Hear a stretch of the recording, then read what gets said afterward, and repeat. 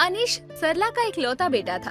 वो उसकी शादी बहुत ही धूमधाम से और अपनी पसंद की लड़की से करवाना चाहती थी, लेकिन अनीश खुशी को कॉलेज टाइम से पसंद करता था, जिसके चलते उसने उससे पहले ही कोर्ट मैरिज कर ली थी। एक दिन जब वो घर आता है तो उसकी माँ सरला उसे बहुत सारी लड़कियों की फोटोज दिखाते हुए कहती है, बेटा, इन लड़कियों में से तुझे कौन सी लड़की पसंद है?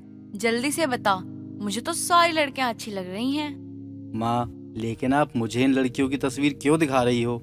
मैं इनकी तस्वीर देखकर क्या करूँगा? मुझे कौन सा इनकी तस्वीर में कोई दिलचस्पी है? बेटा, मैं इन लड़कियों में से किसी लड़की को इस घर की नौकरानी बनाने की सोच रही हूँ, इसलिए तुझे तस्वीर दिखा रही हूँ। फिर तो ठीक है माँ, सारी लड़कियाँ अच्छी हैं। आप किसी को भी काम पर रख सकती हो। शक्ल से कोई भी नौकरानी नहीं लग रही है वैसे। अनीश, या तो तू पागल है या तो मुझे पागल समझ रहा है। तू जानबूझकर मेरे सामने अनजान बनने की कोशिश कर रहा है कि तुझे कुछ नहीं पता कि मैं तुझे इन लड़कियों की फोटो क्यों दिखा रही हूँ। सॉरी माँ, मुझे पता है कि आप मुझे इन लड़कियों की तस्वीर मेरी शादी के लिए दिखा रही हो। तो फिर जल्दी से बता, तुझे कौन सी लड़की पसंद है? माँ, मैंने आपको कितनी बार कहा है कि मैं शादी नहीं करना चाहता हूँ, लेकिन आपको पता नहीं क्यों मेरी बात समझ में ही नहीं आती है। आखिर तू शादी के नाम पर इतना भागता क्यों है? क्यों नहीं करना चाहता शादी? माँ, क्योंकि मेरी शादी हो चुकी है। मैं दूसरी शादी नहीं करना चाहता हूँ। तेरी शादी हो चुकी है? कब? किससे? किसके साथ? ये बात तो मुझे अब बता रहा है। माँ, दरअसल मुझे समझ में नहीं आ रहा था कि मैं आपको ये सब कैसे बताऊं। कौन है वो लड़की जिसने घर में कदम रखने से पहले ही मुझसे मेरा बेटा छीन लिया? माँ, वो वही लड़की है जिसे मैं आपसे हर हफ्ते ये कहकर मिलवाने लाता था कि ये मेरी दोस्त है, लेकिन वो मेरी दोस्त नहीं बल्कि वो मेरी पत्नी है। कहीं तू खुशी की तो बात नहीं कर रहा? हाँ माँ, मैं खुशी की ही बात कर रहा हूँ।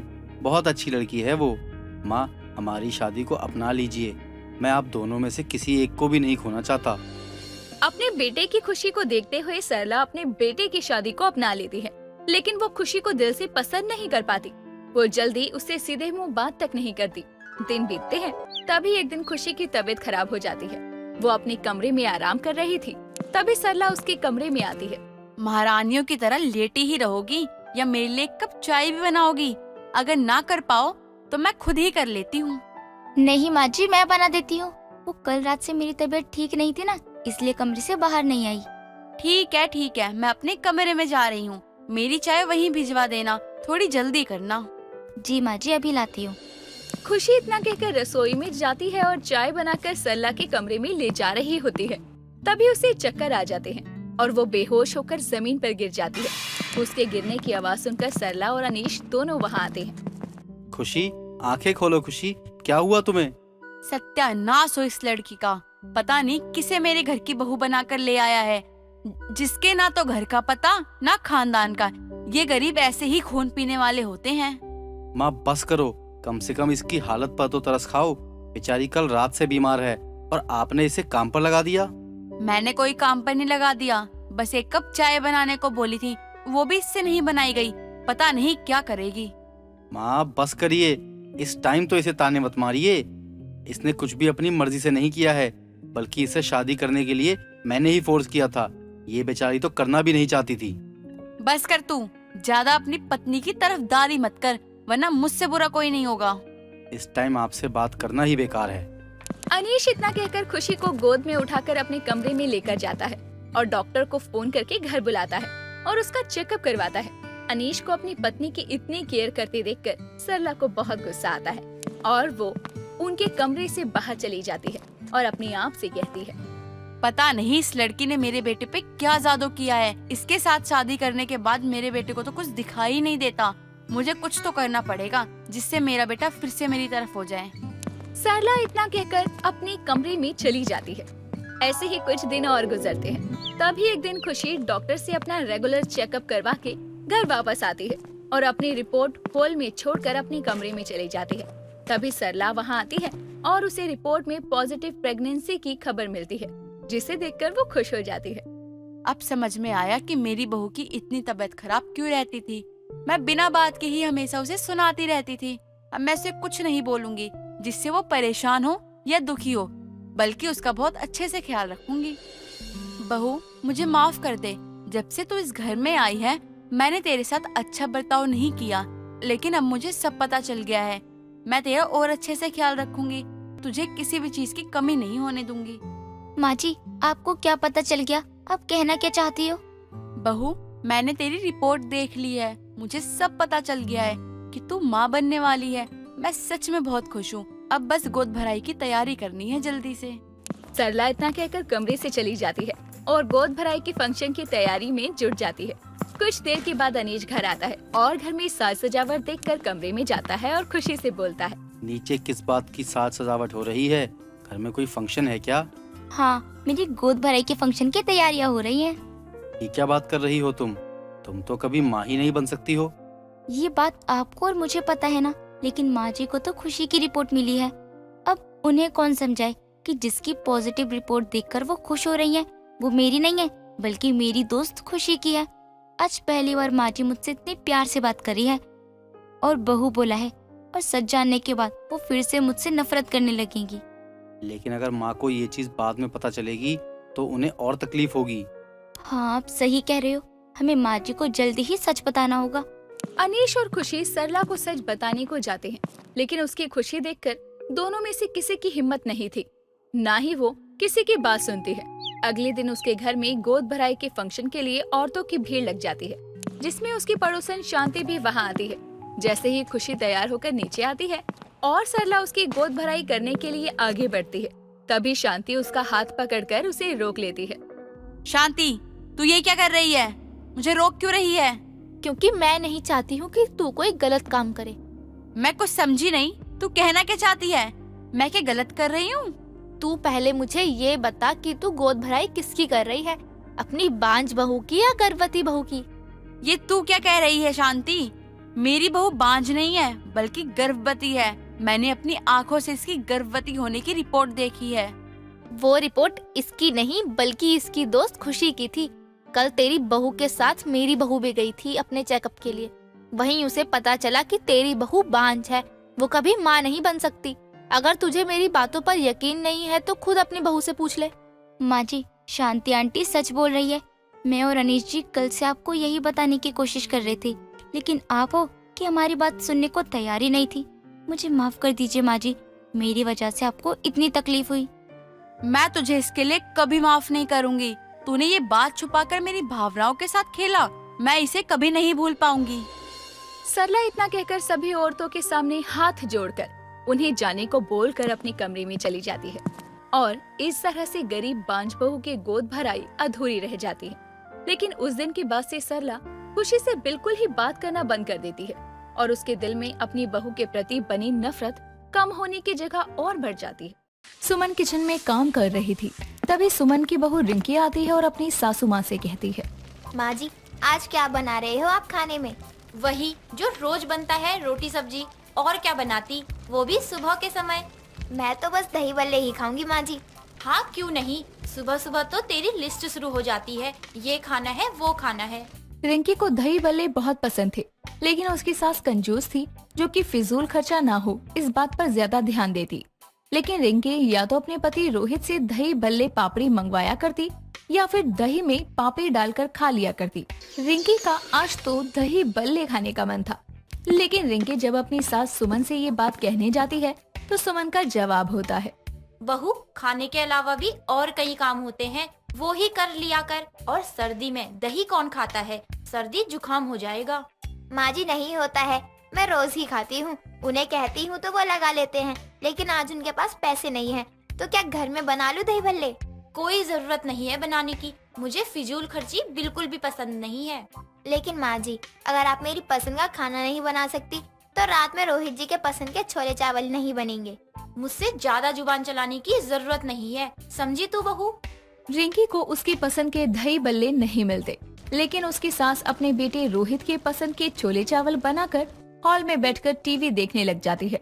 तभी रिंकी किचन में जाकर छोले में नमक और मिर्च दोनों मिलाकर डाल देती है और किचन से बाहर आ जाती है। कुछ देर में जैसे ही रोहित उन छोले चावल को खाता है, वैसे ही वो उस खाने को थूककर अपनी माँ से कहता है, माँ, कभी कभी तो मैं कहता हूँ कि मेरी पसंद का खाना बना दो, उसमें भी हद से ज्यादा नमक और मिर्च डाल रखी है। ये सुनकर जैसे ही सुमन खाना चखती है, सच में उसमें नमक मिर्च बहुत ज्यादा था। ऐसे ही सुमन समझ जाती है कि ये किया धरा उसकी बहू रिंकी का है और वो रिंकी को उस वक्त तो कुछ नहीं कहती, लेकिन उसे सबक सिखाने का मन जरूर बना लेती है और अपने बेटे रोहित को कहती है, बेटा अब मुझे दिखता भी कम है, गलती से डल गया होगा। मैंने पहले खाना भी तो नहीं खाया था, वरना पता चल जाता। अब आप किचन का काम क्यों करती हो? रिंकी है ना, वो क्या करेगी? बहू भी तो थक जाती है काम करके। आपकी जितनी उम्र नहीं है उसकी जो थक जाए, और थक जाती है अगर तो थक जाए। देर रात सुमन पानी पीने के लिए उठती है तो वो देखती है हॉल में बैठी रिंकी रात के 2 बजे दही बल्ले खाए जा रही है।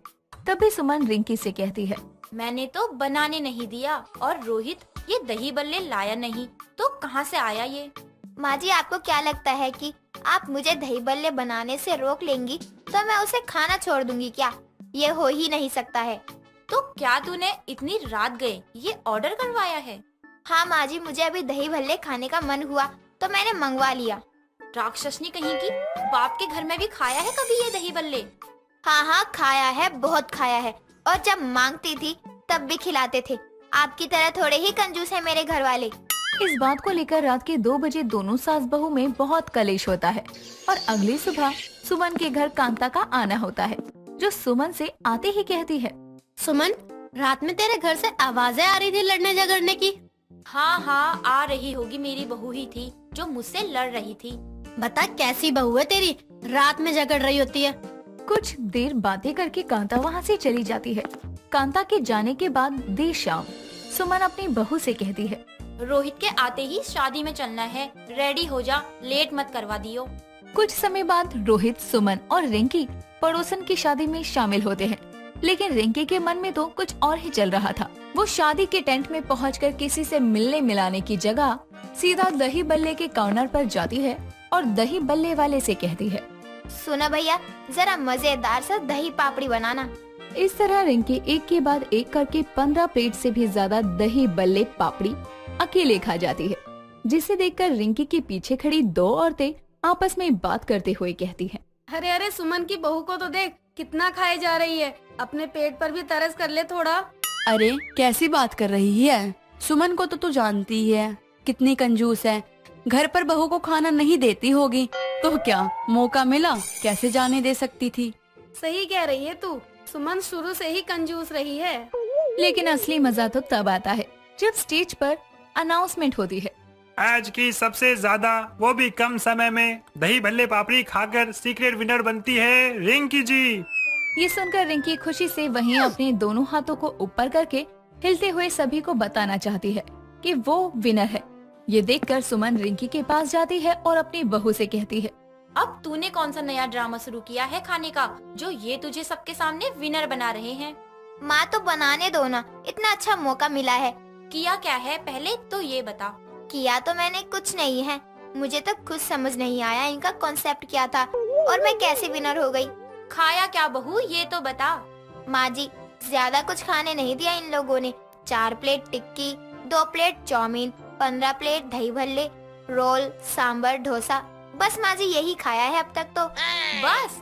और ये बस है? तेरा पेट है बहू या कुआ? इतना खाकर भी कह रही है बस इतना ही खाया? सुमन समझ जाती है कि उसकी बहू को खाने की वजह से विनर बनाया गया है और अब उसकी बेइज्जती होने वाली है, तो वो वहाँ से जाने लगती है। तभी स्टेज पर सुमन को बुलाया जाता है और ये देखकर सब अगले दिन सुमन का मजाक बनाते हैं।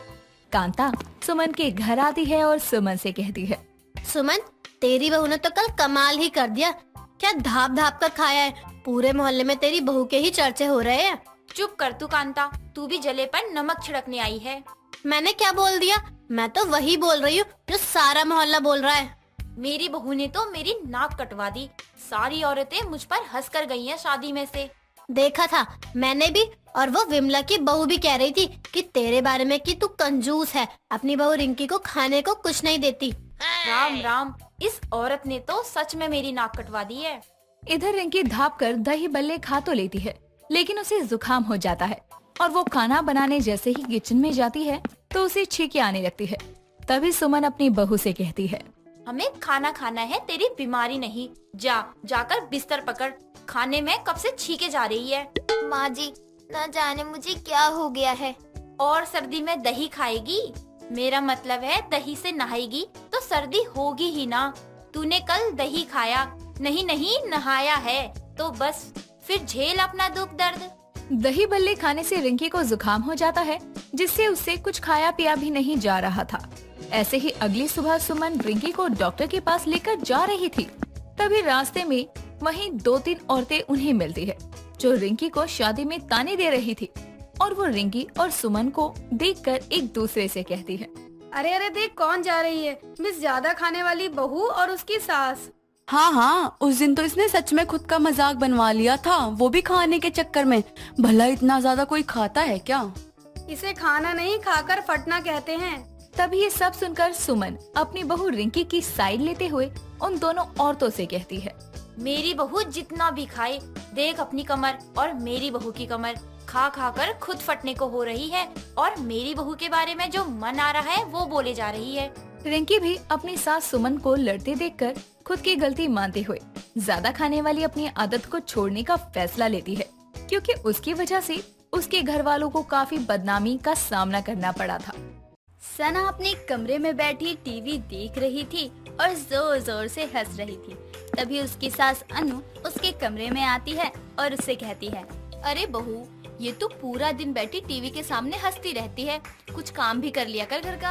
अरे माँ जी, काम तो पूरे दिन होता रहता है, लेकिन ये जो शो है वो दिन में सिर्फ एक बार ही आता है, तो ये देखकर फिर आराम से काम कर लूंगी मैं घर का।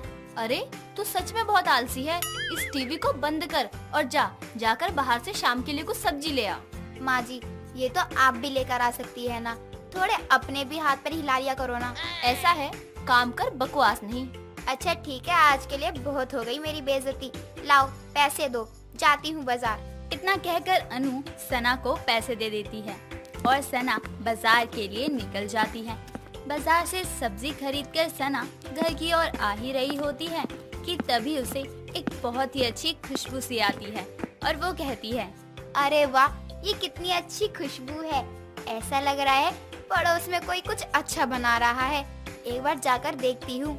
इतना कहकर सना उस खुशबू के पीछे पीछे चल देती है और यूं ही वो पड़ोस की विमला के घर पहुंच जाती है और विमला अपने घर के किचन में मटन बना रही थी। ये देखकर सना विमला से कहती है, अरे विमला जी, क्या बना रही हैं? बड़ी ही खुशबू आ रही है आपके घर से। अरे सना तुम? हाँ वो क्या है ना, आज रिंकी के पापा ने कहा था कि उन्हें आज मटन खाना है, तो उनके लिए मैं बना रही हूँ। ओह ये बात है, तो लेकिन सच में बहुत ही अच्छी खुशबू आ रही है तुम्हारे मटन से। वाह, मजा आ गया खुशबू से ही, ना जाने खाने में कितना मजेदार होगा। अरे तुम्हें सच में इतना ज्यादा पसंद आ रहा है तो थोड़ा चख भी लो। अरे नेकी और पूछ पूछ, तुमने कहा है तो जरूर खाकर देखूंगी। इतना कहकर विमला सना को एक कटोरी में थोड़ा सा मटन निकाल कर दे देती है और सना को वो मटन इतना ज्यादा पसंद आता है कि वो विमला से कहती है, अरे ये तो सच में बहुत ही अच्छा बना है, अगर आप बुरा ना मानो तो क्या मुझे थोड़ा और मटन मिल सकता है? हाँ क्यों नहीं, रुको अभी देती हूँ। इतना कहकर विमला सना को थोड़ा और मटन दे देती है और वो मटन भी सना 1 मिनट में चट कर जाती है। ये सब देखकर विमला काफी हैरान थी और मन ही मन विमला कहती है, बाप रे, ये कितनी चटोरी है, ऐसे ठूस ठूस कर खा रही है जैसे कभी मटन खाया ही ना हो।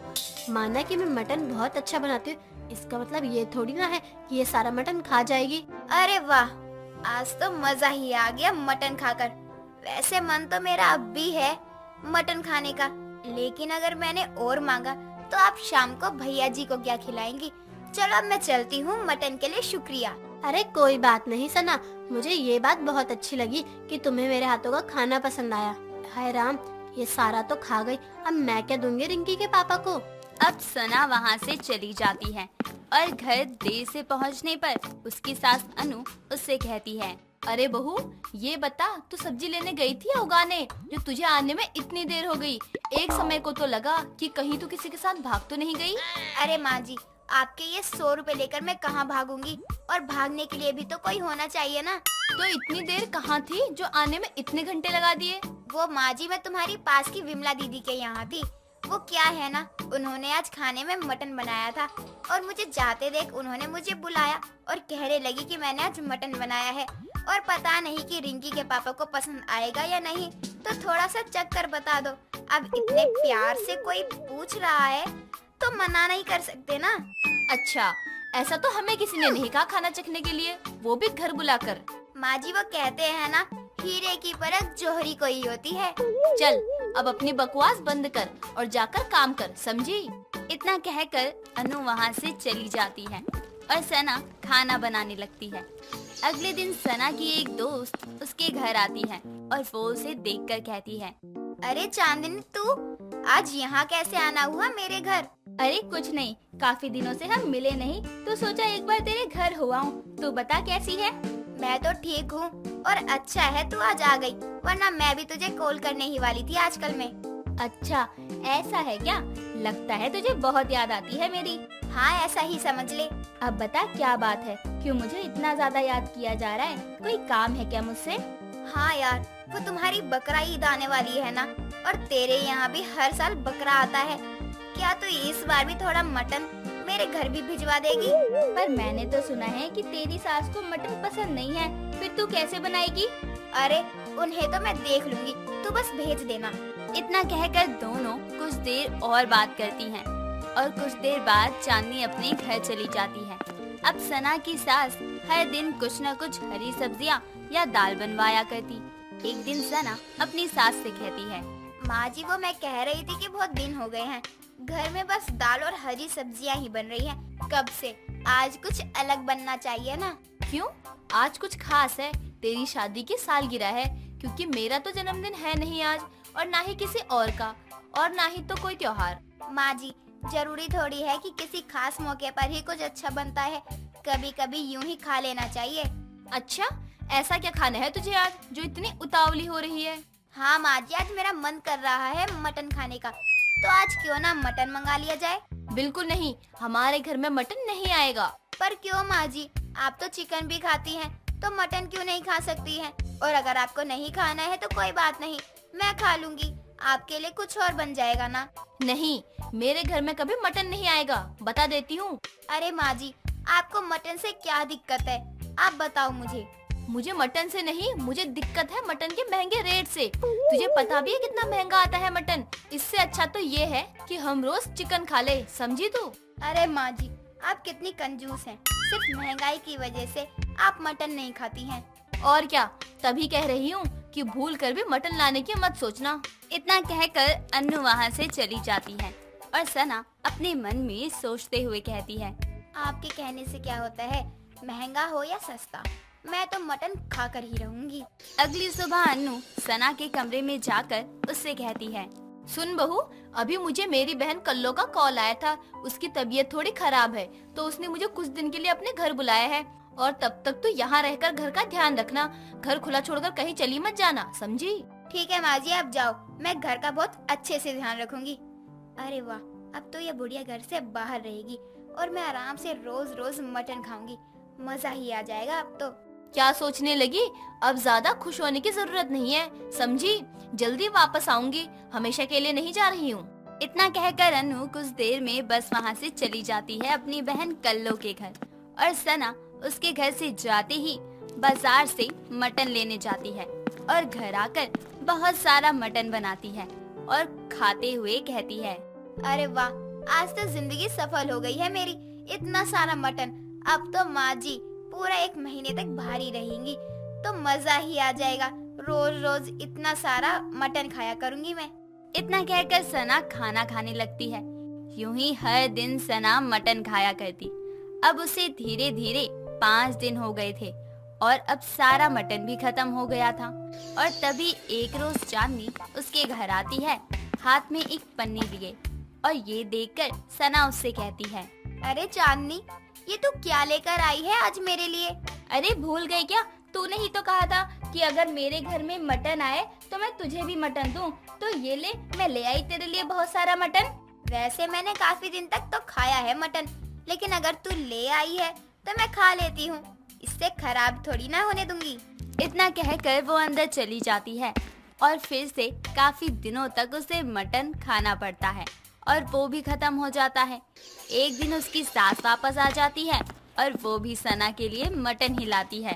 और उसे देते हुए कहती है, ले बहू, तुझे मटन खाना था ना, ये तेरी मौसी सास ने दिया है, ले जी भर कर खा। हे राम, अब और नहीं खाया जाएगा मुझसे मटन, मुझे अब मटन नहीं खाना। इतना कहकर वो वहीं गिर जाती है। दोस्तों, अगर आपको ये कहानी पसंद आई तो इसे लाइक करें, शेयर करें और कमेंट करके बताएं कि कहानी में आपको सबसे अच्छा क्या लगा।